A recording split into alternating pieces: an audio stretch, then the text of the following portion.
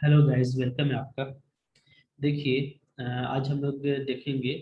हम लोग का जो नेक्स्ट टॉपिक है वो है टोटल डिफरेंशियल इक्वेशन। ठीक है, तो यहाँ पे देखिए इसका जनरल फॉर्म लिखा हुआ है। ये जो जनरल फॉर्म है ना, p D x plus Q D y, ठीक है, प्लस आर डी जेड, इसी को हम लोग क्या बोलते हैं, जनरल फॉर्म बोलते हैं। जहाँ पे ये जो पी क्यू आर है आपका, ये फंक्शन है इसका एक्स वाई जेड का। ठीक है, अब देखिए इसको सोल्व करने से पहले एक इम्पॉर्टेंट आर्टिकल है, थ्योरम है, हम लोग पहले उसको देखेंगे। ठीक है, ये एग्जाम में आता है, इसको अच्छे से देखिए। ओके, क्या है? The necessary and sufficient condition of integrability और solution of total differential equation P D x plus Q D Y plus R D Z equal to zero is this one, जो नीचे आपको दिया हुआ है। ठीक है, यानी ये समझ लेना है कि ये जो डिफरेंशियल इक्वेशन है, ठीक है, इसको हम इक्वेशन वन ले लेते हैं। ये जो मेरा डिफरेंशियल इक्वेशन है, इसका सॉल्यूशन मिलेगा, यानी ये सोल्वेबल होगा, या बोलिए ये इंटीग्रेबल होगा। ठीक है, इंटीग्रेबल होगा या सोल्वेबल होगा। कब होगा?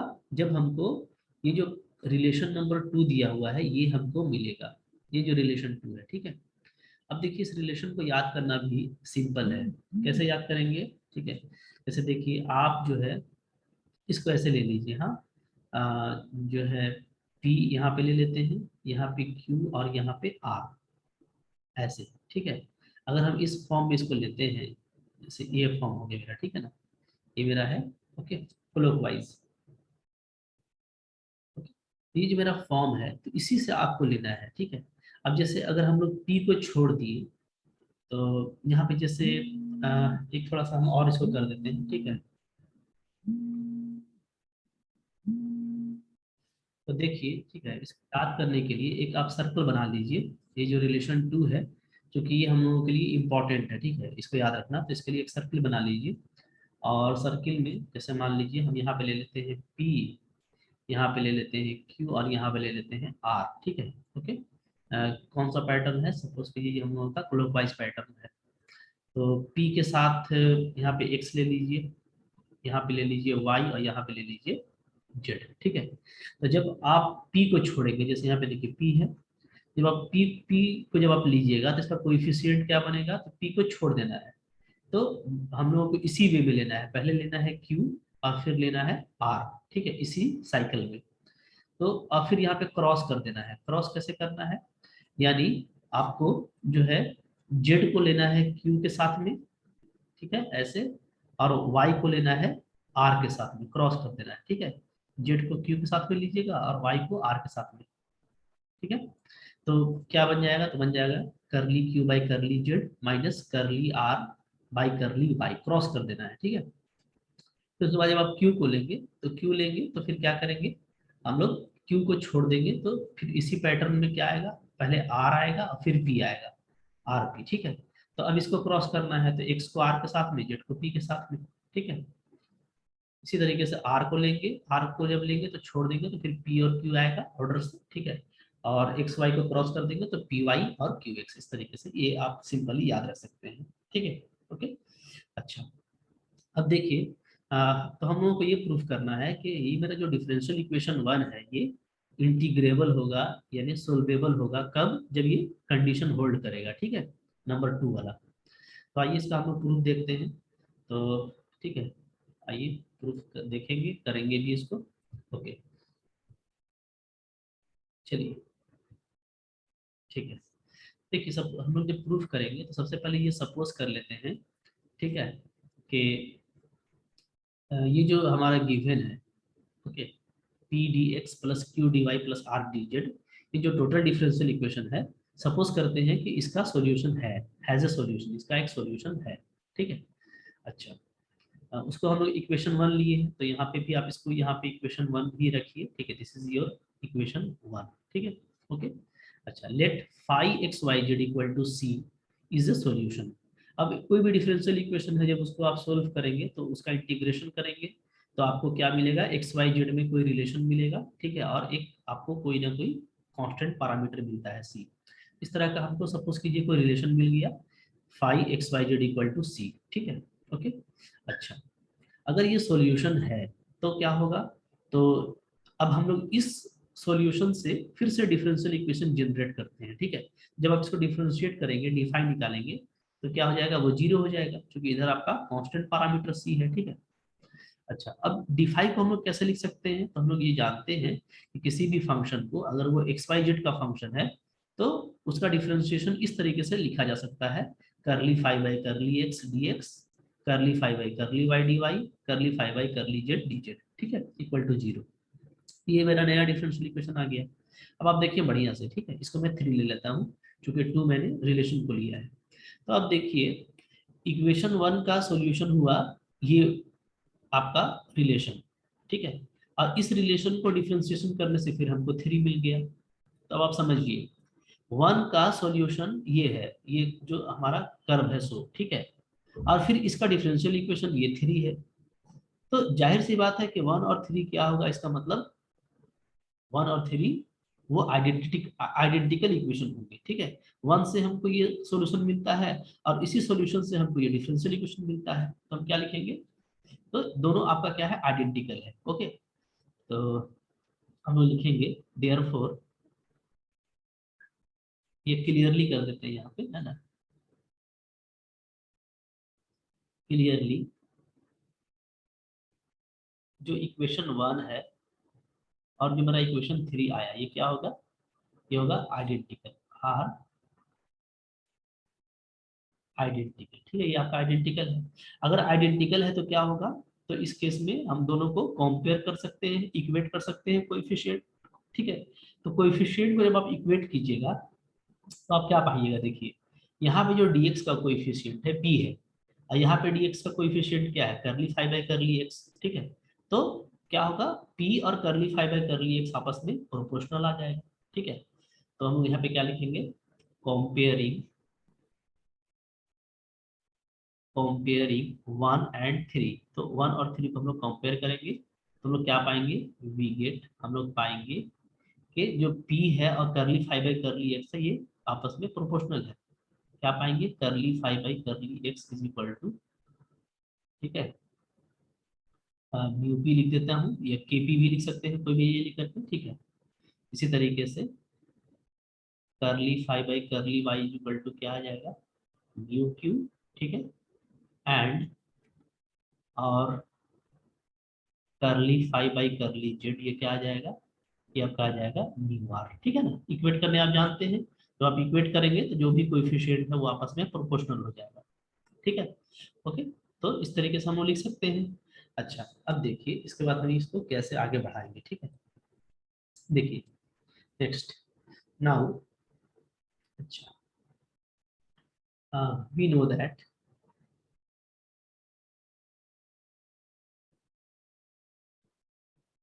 वी नो दैट, हम लोग क्या जानते हैं, किसी भी फंक्शन के लिए हम लोग जानते हैं एक करली फाई का जो डबल ऑर्डर डिफरेंशिएशन होगा, करली एक्स करली वाई, ये इक्वल होता है किसके, करली फाई करली वाई करली एक्स का, ठीक है। डबल ऑर्डर डिफरेंशिएशन आपका एक्स वाई और वाई एक्स पर सेम रहेगा अगर एक ही फंक्शन है तो, ठीक है, ओके। अच्छा, अब देखिए यहाँ से हम लोग क्या लिख सकते हैं, इसको थोड़ा सा और अच्छे से लिखिएगा तो क्या लिखेंगे, करली वाई को अलग कर दीजिए तो ये हो जाएगा आपका करली फाइव बाई करली एक्स, ठीक है। इसी तरीके से यहाँ पे अगर हम करली बाई करली एक्स को अलग कर दें तो क्या हो जाएगा, करली फाइव बाई करली वाई, ठीक है। अब यहाँ से देखिए, यहाँ से आपका करली वाई को रहने दीजिए, ये करली फाइव बाई करली एक्स क्या है मेरा, देखिए ये है मेरा म्यू पी, यहाँ पे म्यू पी डाल दीजिए, ठीक है, is equal to curly by curly x, यहाँ पे करली फाइव बाई करली वाई क्या है, ये है आपका म्यू क्यू, तो यहाँ पे आप म्यू क्यू डाल दीजिए, ठीक है। अब क्या करेंगे इसके बाद, इसके बाद इसको आप आगे बढ़ाइए, ठीक है। यहाँ पे आप देखिए म्यू जो है हमारा वो क्या है, तो वो भी definitely function of x y होगा, ठीक है, एक्स वाई जेड होगा। तो ये मेरा म्यू यहाँ पे कोई कांस्टेंट नहीं है, ठीक है। तो ये जो है आपका दो फंक्शन का एक रेशियो है, तो वो भी एक फंक्शन ही हम लोग लेंगे, ठीक है। तो यहाँ पे u इंटू वी का डेरिवेटिव अप्लाई कीजिए, तो कैसे कीजिएगा, देखिए, तो म्यू को छोड़ देंगे तो curly P by curly Y plus, अगर हम लोग p को छोड़ देते हैं तो क्या आ जाएगा, करली म्यू बाई करली वाई, ठीक है, इक्वल टू, इसी तरीके से इधर करेंगे, अगर म्यू को छोड़ते हैं तो करली Q by curly x plus अगर क्यू को छोड़ते हैं तो करली म्यू बाई करली एक्स। ठीक है, ये हो गया। अब इसको थोड़ा सा म्यू को हम लोग अलग कर लेते हैं। ठीक है, तो म्यू को हम लोग अलग करेंगे तो क्या आ जाएगा, म्यू करली पी बाई करली वाई और इधर से minus curly Q by curly x. ठीक है, इज इक्वल टू इधर आ जाएगा आपका Q curly mu by curly x minus P करली म्यू बाई करली वाई। ठीक है, इसको हम ले लेते हैं इक्वेशन 3 तक गए थे, ये 4 ले लेते हैं। ठीक है, अब जैसे देखिए हम लोग यहाँ पे एक्स वाई का यूज किए थे ना, एक्स वाई का रिलेशन को यूज किए थे, तो इसी तरीके से हम वाई जेड और जेड वाई का यूज करेंगे। तो हम सिमिलरली करके बस पैटर्न को लिख सकते हैं। ठीक है, तो कैसे लिखेंगे देखिए। ओके, तो लिखेंगे देखिए, है ना, सिमिलरली, सिमिलरली क्या लिखेंगे। अब देखिए ये वाई एक्स में लिखा हुआ है। ठीक है, तो इसको आप कोशिश कीजिए किस में लिखने का, इसको आप कोशिश कीजिए पहले। देखिए पहले हम लोग यहाँ पे भी सिस्टम बना देते हैं लिखने का, कैसे लिखेंगे। ठीक है ना, आप क्या कीजिए फिर से एक जैसे आप सर्किल ले लीजिए, जैसे मान लीजिए एक हम सर्किल ले लिए। ठीक है, ओके, हाँ सपोज कीजिए हम एक सर्किल लिए इस तरह का, ये। ठीक है, ओके, ये सर्किल लिए तो इसमें इस तरह से हम ले लेते हैं फिर से पी क्यू आर। ठीक है, और यहाँ पे ले लेते हैं एक्स वाई और जेड। अब आप देखिए यहाँ पे आपको समझ में आएगा कि ये वाई एक्स में लिखा हुआ है नीचे। ठीक है, ऊपर में पी क्यू लिया गया है। ठीक है, तो जब हम लोग इसको करेंगे, वाई एक्स में लिखा हुआ है, पहले आपका वाई है फिर आपका एक्स है, तो यानी ये अंदर वाला जो घूम रहा है, ठीक है, वो कैसे घूम रहा है, तो वो आप देखिएगा कि वो इस तरीके से घूम रहा है इसमें। ठीक है, y से x गया है। ठीक है, फिर x से z आएगा, z से y जाएगा। ओके, तो अभी आप वाई एक्स में लिखे, तो वाई एक्स में जब हम लोग लिखे हैं तो यहाँ पे फिर से देखिए क्रॉस किया हुआ है ना, पहले p लिया गया है फिर q लिया गया है। ठीक है, और इधर भी अगर आप देखेंगे तो इधर भी आपका जब वाई एक्स लेते हैं तो उल्टा हो जाता है x और y। ठीक है, और q माइनस पी ये भी उल्टा हो जाता है।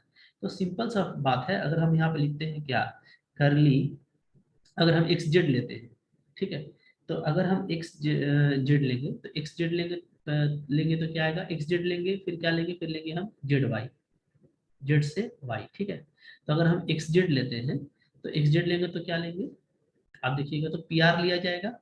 ठीक है, चूंकि वाई एक्स लिया गया था तो पी क्यू लिया गया था। ठीक है ना, अच्छा पी क्यू जो लिया गया है तो वो इस फॉर्म में लिया गया है, ध्यान दीजिए, पहले पी फिर क्यू।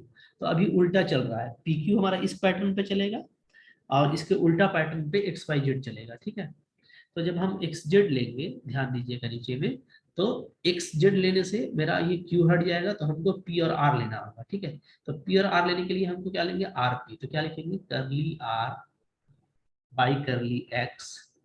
ठीक है, माइनस फिर यहाँ पे करली पी बाई करली जेड, ये लिखा जाएगा। ठीक है, इक्वल टू, और यहाँ पे क्या लेंगे, तो यहाँ पे हमको इसको उल्टा करना है, क्योंकि पी क्यू का यहाँ पे उल्टा है क्यू पी, तो यहाँ पे पहले आप पी लीजिए। ठीक है, करली म्यू बाई, अब यहाँ पे आपको वाई एक्स है, यहाँ पे आपको एक्स वाई दिया गया, तो यहाँ पे आप लेंगे करली जेड माइनस फिर आप लिखेंगे आर करली mu by curly x.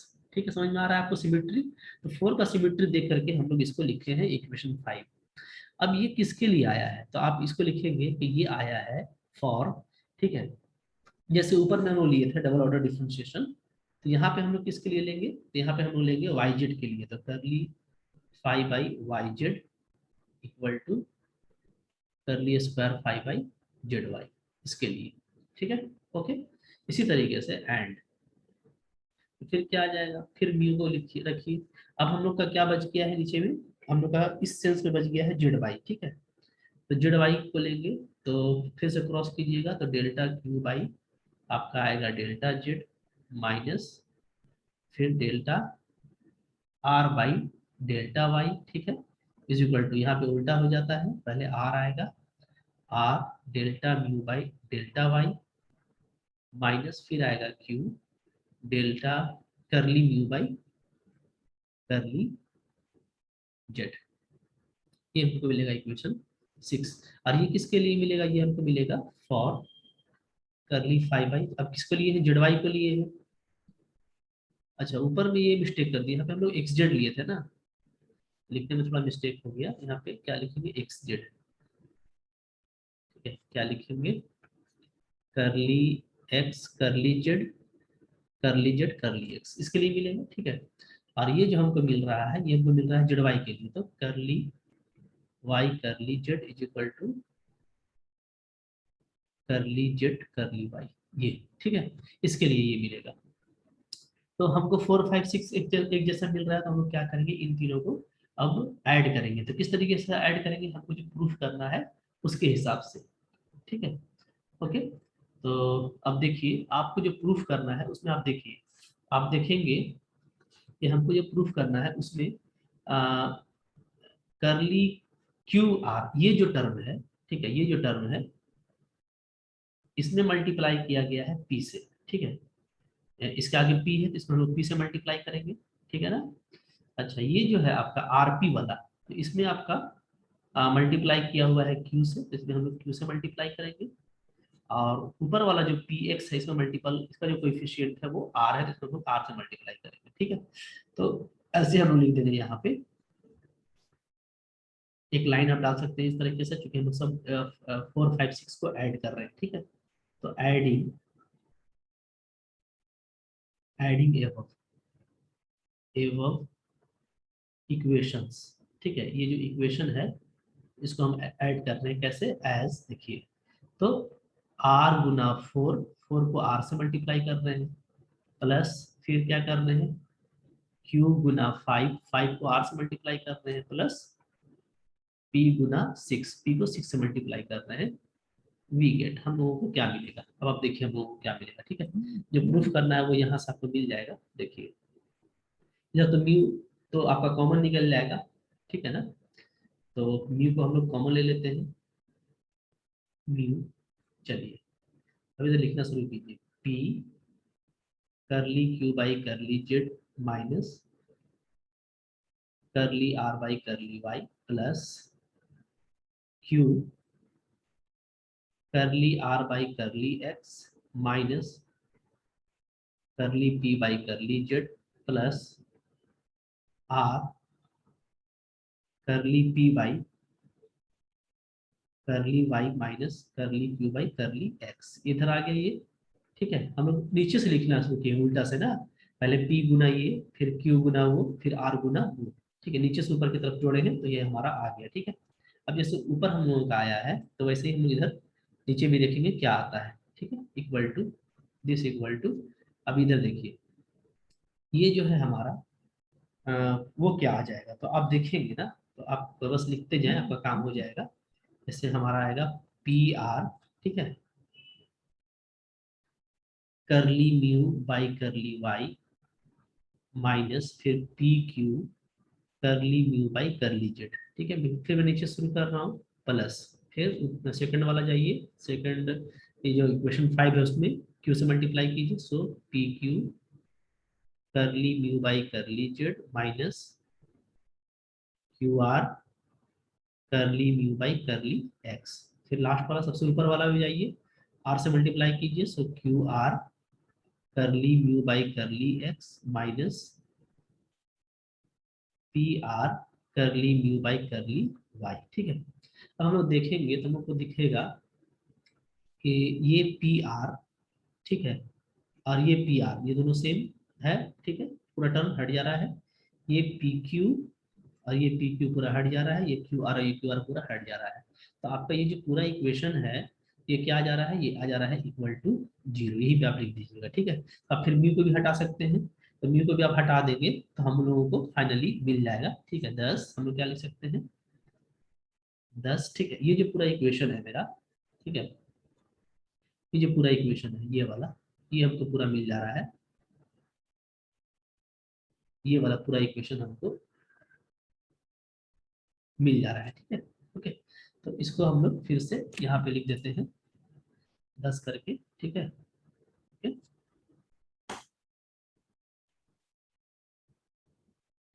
Yes, ये आ गया। ठीक है, तो हम लोगों का यहाँ पे ये इक्वेशन आ जाता है इक्वल टू 0। तो ये बात आपको यहाँ पे लिख देना है। ओके, चूंकि म्यू को डिवाइड कर दिए तो वो क्या हो गया, हमारा 0 हो गया। ठीक है, यहाँ से y हट गया है तो y डाल देते हैं, करली p by curly y। Okay, तो ये आ गया, आपको हमको यही प्रूफ करना था। तो आपका जो फर्स्ट पार्ट है वो यहाँ से प्रूफ हो गया। ठीक है, अब इसका जो कन्वर्स पार्ट है, ठीक है, जो सफिशियंट पार्ट है वो हम लोग प्रूफ करेंगे। तो आइए देखिए उसको हम लोग कैसे प्रूफ करते हैं। ठीक है, आइए। तो यहाँ से इसका कन्वर्स पार्ट, ठीक है, या हम लोग क्या लिखेंगे, हम लोग लिखेंगे सफिशियंट पार्ट, सफिशियंट पार्ट, ये देखेंगे। ठीक है, तो आइए देखते हैं इसको हम लोग। तो इसमें हम लोग क्या करेंगे, उल्टा ले लेंगे। ठीक है, हम लोग क्या, अभी जो हम लोगों का जो हम लोगों का रिजल्ट आया है वो हम लोग सपोज कर लेंगे। ठीक है, ओके। तो हम लोग करते हैं, लेट अस सपोज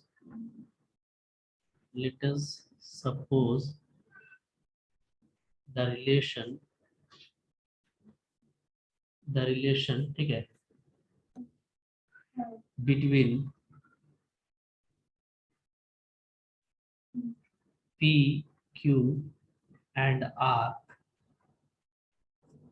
इज, ठीक है, ये रिलेशन मान लेते हैं कि हमारे पास क्या है relation, P into curly Q by curly Z minus curly are by curly Y plus Q into curly are by curly x minus curly P by curly Z, okay, plus R into curly P by curly Y minus curly Q by curly X. Suppose कर लेते हैं कि ये जो relation है ये मेरा exist कर रहा है। ठीक है, ओके, इसको हम लोग इक्वेशन 2 दिए थे, तो फिर से हम इसको इक्वेशन 2 लिख देते हैं। तो हमको प्रूफ क्या करना है, then we have to prove that, ठीक है, देन हमको प्रूफ करना है, we have to show that, हमको क्या शो करना है, ये जो टोटल डिफरेंशियल इक्वेशन है P D x plus Q D Y plus R D Z equal to 0 is solvable. ठीक है, ये क्या है, ये सोल्वेबल होगा, ये हमको प्रूफ करना है। ठीक है, ओके। तो देखिए हम कैसे प्रूफ करेंगे इसको हम लोग इस तरीके से लेके चलेंगे। ठीक है, सिंस, यहाँ से लेके चलते हैं, सिंस क्या होता है, P D x plus Q D y. अगर हम सिर्फ इतना डिफरेंशियल इक्वेशन देखें तो ये क्या है, ये ऑलवेज इंटीग्रेबल होता है, equal to 0 is always integrable. ठीक है, क्योंकि ये आपका एक 2 वेरिएबल में है, और हम देख चुके हैं कि ऐसा जो है हमेशा इंटीग्रेबल होता है। बस ये होना चाहिए कि जो जेड है वो कांस्टेंट हो। ठीक है, if Z is constant, Z is considered constant, consider constant. ठीक है, क्योंकि हमारा जो पी क्यू आर है वो क्या है, वो एक्स वाई जेड का फंक्शन है। तो पी क्यू में भी जेड होगा, तो उसको अगर हम लोग कांस्टेंट मान लेंगे तो इस तरह का डिफरेंशियल इक्वेशन क्या हो जाता है आपका, ऑलवेज सोल्वेबल होता है। ठीक है, अच्छा, अब ये जो कि सोल्वेबल है तो हम लोग ये मान लेते हैं कि ये मेरा एग्जैक्ट डिफरेंशियल इक्वेशन है with respect to x and y, ऐसा मानने में कोई दिक्कत नहीं है। ठीक है, okay, without loss of generality, without loss of generality, generality, ठीक है, सपोज, करते हैं क्या है कि जो पी डी एक्स है plus Q D y equal to 0 है, इस क्या है, is an exact differential equation. ये क्या है, ये हमारा एग्जैक्ट डिफरेंशियल इक्वेशन है। ठीक है, ये हम लोग सपोज कर लेते हैं। ओके, अच्छा, अगर एग्जैक्ट डिफरेंशियल इक्वेशन है तो उसका एक सॉल्यूशन मिलेगा, और उसका सॉल्यूशन हम सपोज कर लेते हैं। ठीक है, exact differential equation with respect to x and y, with respect to x and y. ठीक है,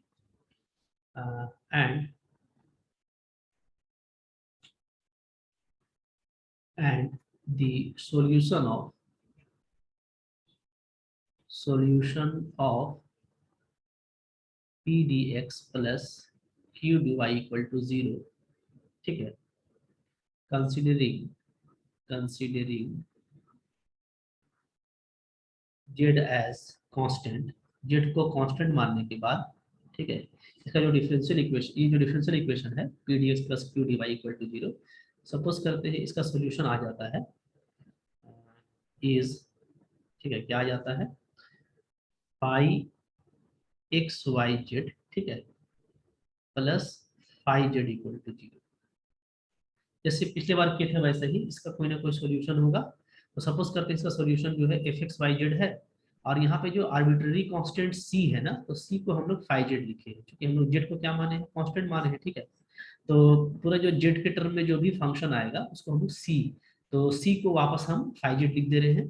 तो डिफरेंशियल इक्वेशन का जो सॉल्यूशन है वो एफ एक्स वाई जेड और प्लस सी, तो सी आपका फाई जेड, ठीक है, ये आएगा। तो वेयर फाई जेड हमारा क्या है, वेयर फाई जेड, ठीक है, रिप्रेजेंट्स, ठीक है, arbitrary function of Z, arbitrary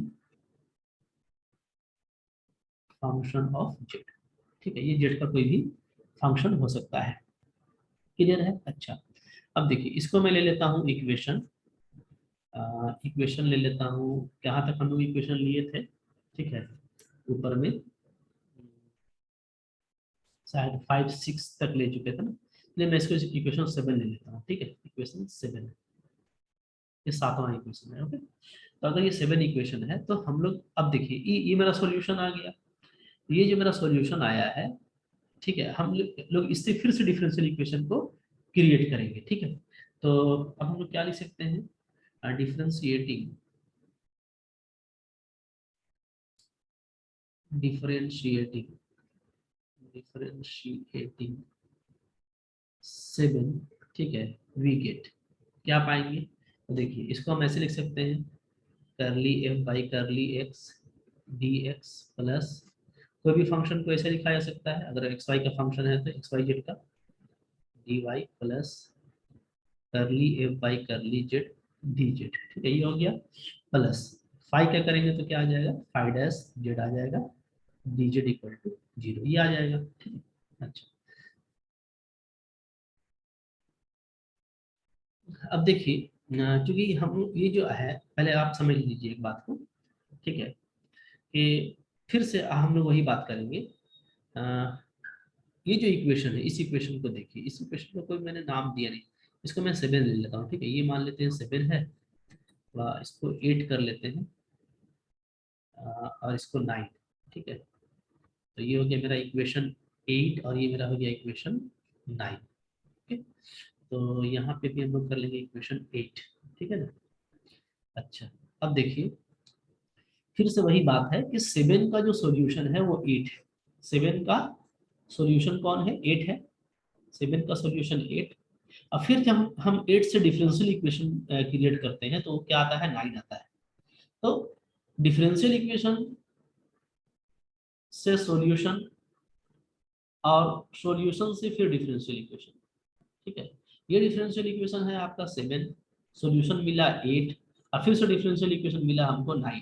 तो डेफिनेटली जो 7 और 9 है वो क्या होगा, आइडेंटिकल होगा, यानी कि कोएफिशिएंट को हम इक्वेट कर सकते हैं, ठीक है। जब हम कोएफिशिएंट को इक्वेट करेंगे तो हम देखेंगे, ठीक है, तो क्या लिखेंगे, कंपेयरिंग 7 एंड 9, जब 7 और 9 को हम इक्वेट करते हैं, वी गेट हमको क्या मिलेगा, तो यहाँ पे जो dx का कोएफिशिएंट है वो p है, और यहाँ पे क्या है, करली f बाई करली x, तो हमको मिलता है कि p इज इक्वल टू क्या होगा, करली f बाई करली x, ठीक है। इसी तरीके से हमको क्या मिलेगा, हमको q मिलेगा, ये जो dy का कोएफिशिएंट है q, यहाँ पे क्या है, यहाँ पे करली f बाई करली y, ये मिलेगा, ठीक है। अच्छा, ये मिलेगा, और साथ ही साथ चूंकि मेरा जो p D x plus Q D y है वो क्या है, वो एग्जैक्ट डिफरेंशियल इक्वेशन है ना। तो एग्जैक्ट का डिफरेंशियल से क्या लिखेंगे, एंड ये हमको दिखेगा कि curly P by curly y is equal to क्या होगा, ये होगा आपका curly Q by curly x, q since, इसलिए कि जो पी डी एक्स है plus Q D y equal to 0, इसको आपने एग्जैक्ट लिया है, इज एग्जैक्ट डिफरेंशियल इक्वेशन। ठीक है, ये आपको सब मिल जाएगा। तो इनका भी इक्वेशन हम कर लेते हैं। ये मेरा रिजल्ट हो गया 10, ये मेरा रिजल्ट नंबर हो गया 11, और ये मेरा रिजल्ट नंबर हो गया 12। ठीक है, ये हमको यहाँ से 3 रिलेशन मिल गया। अब आइए हम 9 को आगे और बढ़ाते हैं। ठीक है, इक्वेशन 9 हमको मिला है, उसी से हम लोग लेके चलेंगे आगे की तरफ। ठीक है, नाउ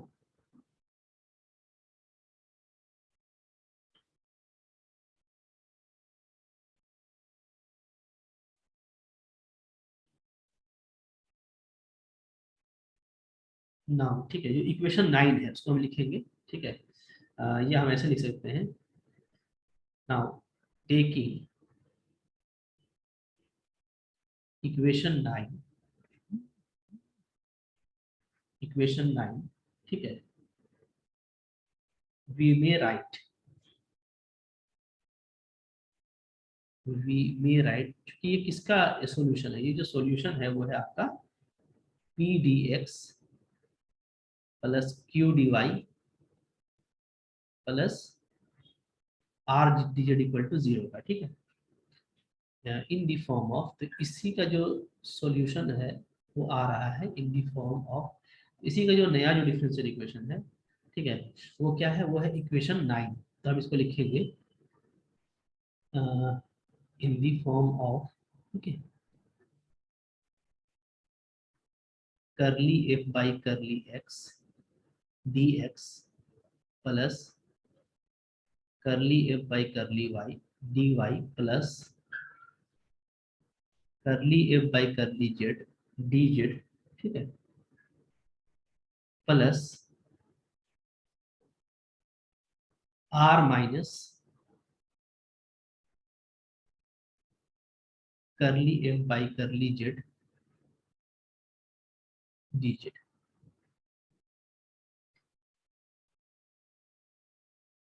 इक्वल टू 0। ठीक है, ठीक है। अच्छा, अब यहाँ पे देखिए, यहाँ पे आप अच्छे से देखिए, इसको हम ले लेते हैं 13 नंबर। ठीक है, तो अब देखिए ऊपर से अच्छा से समझिए, हम लोग जब p D x plus Q D y सिर्फ इतना ही को हम लोग माने थे। ठीक है, जब हम लोग इस सिर्फ इतने पार्ट का सॉल्यूशन हम लोग डिस्कस कर रहे थे, तो हम लोगों को इक्वेशन 9 मिला था। ठीक है, और इक्वेशन 9 जो है वहां से हम लोगों को 10 11 मिल गया, और चूंकि हम लोग इसको एग्जैक्ट माने थे तो हम लोगों को 12 भी मिल गया। ठीक है, तो अब ये देखिए कि अब हम अगर हम पूरा का बात करते हैं p D x q D y r D z का, तो हम इसको किस फॉर्म में लिख सकते हैं, जैसा 9 लिखा हुआ है ना, उसी के जैसा हम इसको पूरा को लिख सकते हैं। ठीक है, कैसे, तो देखिए पी का जो वैल्यू है वो क्या है, वो है करली एफ बाई करली डी एक्स। ठीक है, तो ये यहाँ पे पुटअप कर दीजिए पी की जगह पे। क्यू का वैल्यू है curly F by curly Y, तो वो यहाँ पे पुटअप कर दीजिए क्यू के प्लेस पे। और आप अगर देखिएगा तो आपको नजर आएगा, ठीक है, कि ये जो टर्म है, तो ये टर्म आपका कैंसिल हो सकता है। ये टर्म और ये टर्म आप कैंसिल कर देंगे तो आपका सिर्फ क्या बचेगा, आर डिजिट जो आपका बचना चाहिए, आर डिजिट। ठीक है, तो कैंसिल होने के बाद वही चीज बचेगा, तो मैं अभी इसको फिलहाल हटा दे रहा हूँ। ठीक है, क्लियर है। तो हम लोग जो पूरा मेरा जो मोटिव था इस पूरा डिफरेंशियल इक्वेशन को सोल्व करना, तो पहले हम p D x plus Q D y लेकर के जो चले थे, उसी के हेल्प से हम इस पूरे को अब हम इस फॉर्म में लिख सकते हैं। ठीक है, तो हम लोग 9 का हेल्प लेंगे और देखेंगे, तो 9 का जो पैटर्न है वही पैटर्न इसका भी है, सेम टू सेम। ठीक है, तो इसका मतलब है कि इस पूरे डिफरेंशियल इक्वेशन का सोल्यूशन ये 13 है। ठीक है, तो अगर ये मेरा 13 अगर सोल्व हो जाता है तो मेरा क्या हो जाएगा, काम मेरा फिनिश हो जाएगा। ठीक है, तो हम लोग क्या लिखेंगे, आगे आगे बढ़ते हैं, चलिए आइए। ठीक है, आगे बढ़ेंगे तो लिखेंगे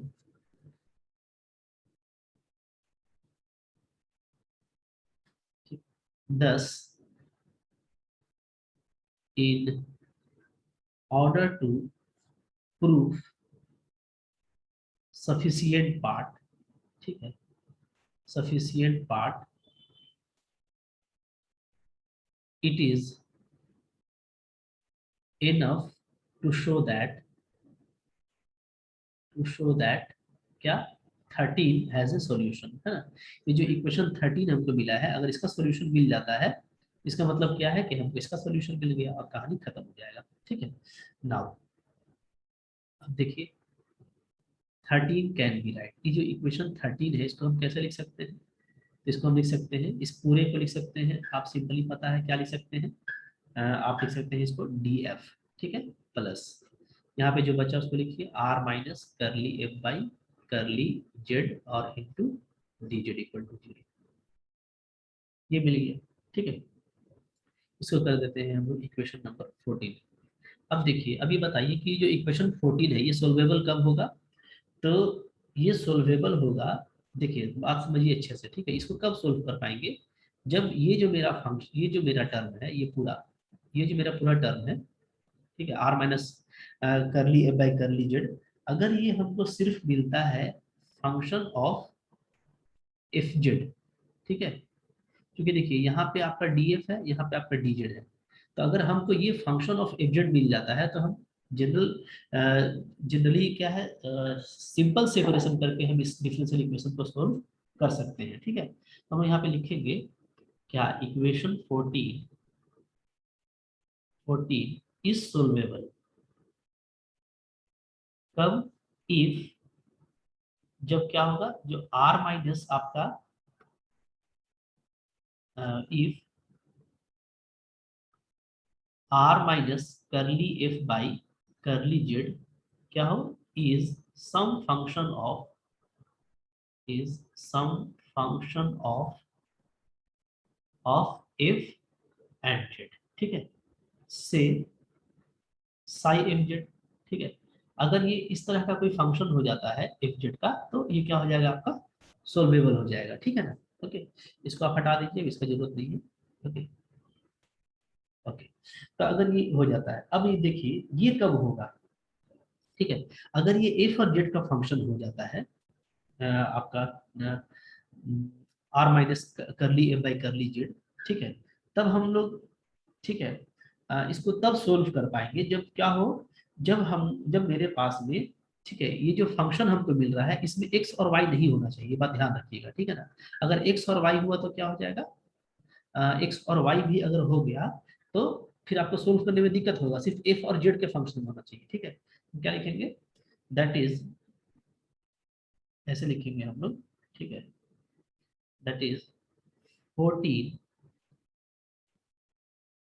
कैन बी इंटीग्रेबल, ये इंटीग्रेबल होगा, कब होगा, ठीक है, if there exist, there exist a relation, अगर एक रिलेशन मिल जाए किसमें किसमें हमको, ठीक है, there exist a relation between F and are minus curly F by curly z, क्योंकि एक फंक्शन आपका देखिए एफ है और एक फंक्शन आपका are minus curly F by curly Z है, there exist relation between F and are minus curly F by curly Z, ठीक है, which is independent of x and y, which is independent of x and y, ठीक है, इसमें x और y नहीं होना चाहिए, ठीक है ना, क्योंकि सिर्फ f है और z के टर्म में होगा तो जाहिर सी बात है कि वो उसमें x और y नहीं होगा, ठीक है। तो ये इंपॉर्टेंट है कि इसमें x और y नहीं होना चाहिए, ये x और y से इंडिपेंडेंट होना चाहिए।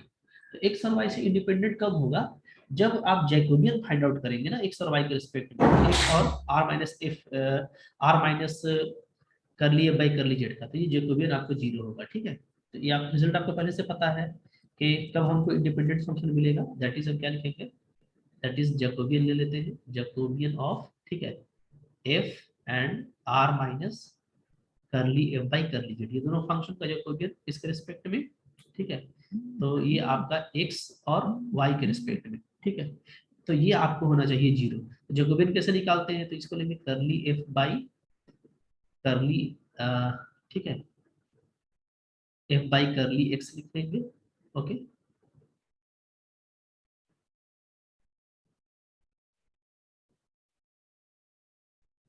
और यहाँ पे हम लिख देंगे करली बाई करली एक्स, ऊपर में लगा लीजिए, और नीचे में लगा लीजिए करली वाई, ठीक है, जैकोबियन बन जाएगा आपका।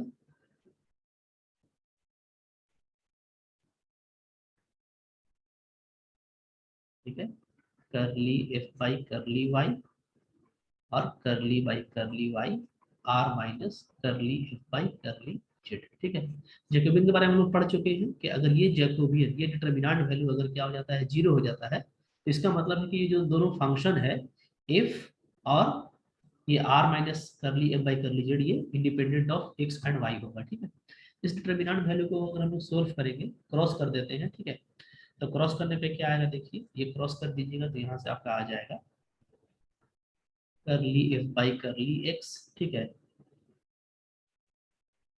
इनटू, अब इसको डिफरेंशिएशन करके लिखते हैं, हाँ, तो curly Y by curly Y, ऐसे आप क्रॉस मल्टीप्लिकेशन करते हैं मालूम है, ठीक है, minus curly square f by curly y curly Z, ठीक है, minus curly F by curly Y, ठीक है, और यहाँ से curly are by curly x minus curly square f by curly x curly z is equal to zero, ये आपका zero आ जाएगा। ठीक है, अच्छा, अब यहाँ पे हम लोग वैल्यू पुटअप करने वाले हैं। जैसे हम लोग जो यूज किए थे ऊपर में इक्वेशन, उस इक्वेशन को आप यूज कीजिए।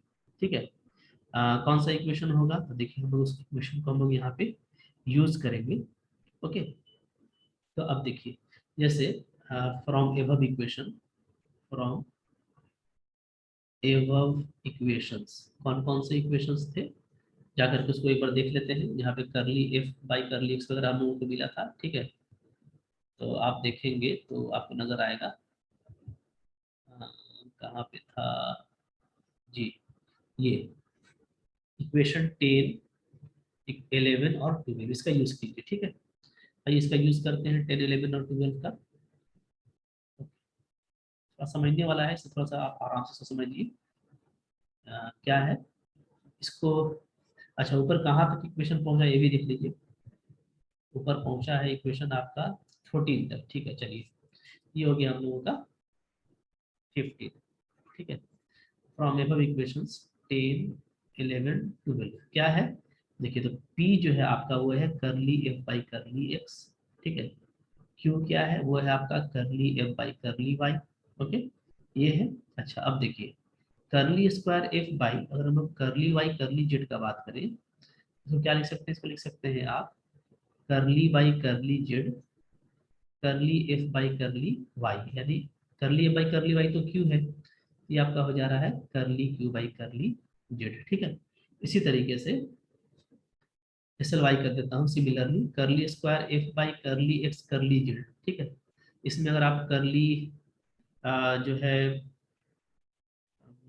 करली जेड को निकाल देंगे, ऐसा ऐसे लिख देता हूँ करली बाई करली जेड करली एफ बाई करली एक्स। ठीक है, तो अब ये क्या है, ये आपका है पी, ये आपका हो जा रहा है करली पी बाई करली जेड। ठीक है, ये सारा इक्वेशन को हम 15 में पुटअप करेंगे। ठीक है, देयरफॉर फ्रॉम 15, इक्वेशन 15 से क्या आ जाएगा, वी कैन राइट, हम लोग क्या लिख सकते हैं, देखिए तो हम लोग लिखेंगे फर्स्ट वाले को हम लोग लिखेंगे पी, ठीक है, पी हो गया, अंदर में लिखेंगे हम लोग curly are by curly Y minus, ये क्या हो गया, ये हो गया आपका curly Q by curly Z, minus इसको क्यू लिखेंगे। ठीक है, यहाँ पे आपका आ जाएगा curly are by curly x minus curly P by curly z equal to zero.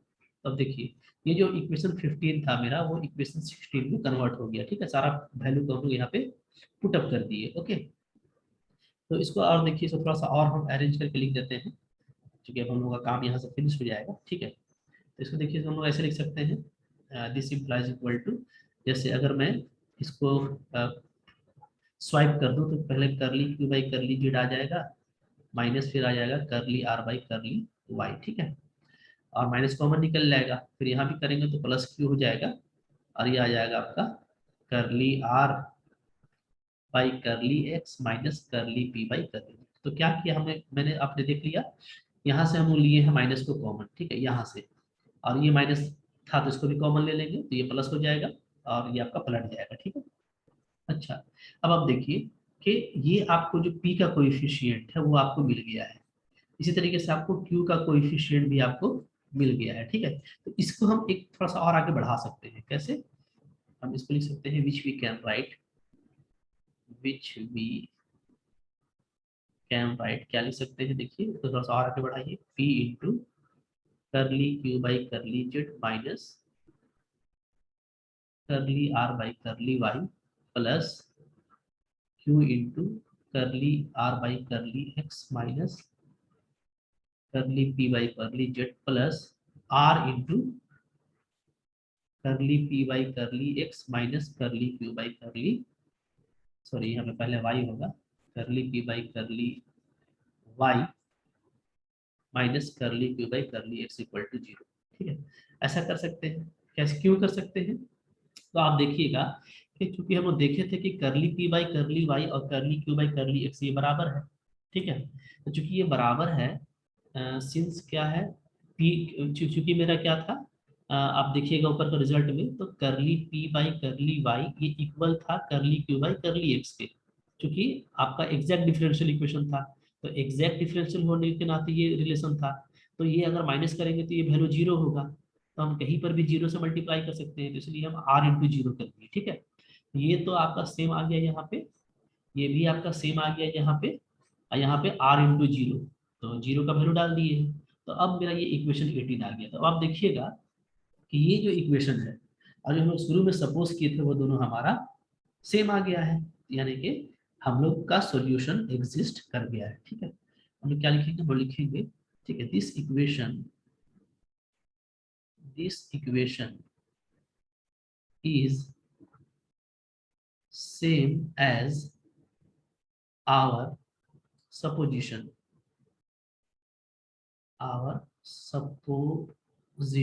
ठीक है। जैसा हम सपोज किए थे स्टार्टिंग में, वही है ये इक्वेशन, ठीक है। तो इसका मतलब क्या है, इसका मतलब है कि जो डिफरेंशियल इक्वेशन है वो क्या है, सोल्वेबल है। आप डायरेक्ट लिख लीजिएगा, ठीक है ना। दस द डिफरेंशियल इक्वेशन कौन सा, ये P D x plus Q D Y plus R D Z equal to 0 is solvable. तो आई होप आपको ये समझ में आ गया होगा। थोड़ा बड़ा है, ठीक है, लेकिन समझने वाला चीज था और काफी कुछ था इसमें कॉन्सेप्ट, तो कॉन्सेप्ट को हम यूज करके समझे हैं, ठीक है। तो अब इस पे जो बेस्ट क्वेश्चन है वो काफी सिंपल है, थ्योरम कभी कभार आता है तो आप इसको अच्छे से नोट डाउन कर लीजिए, ठीक है। Thank you for watching.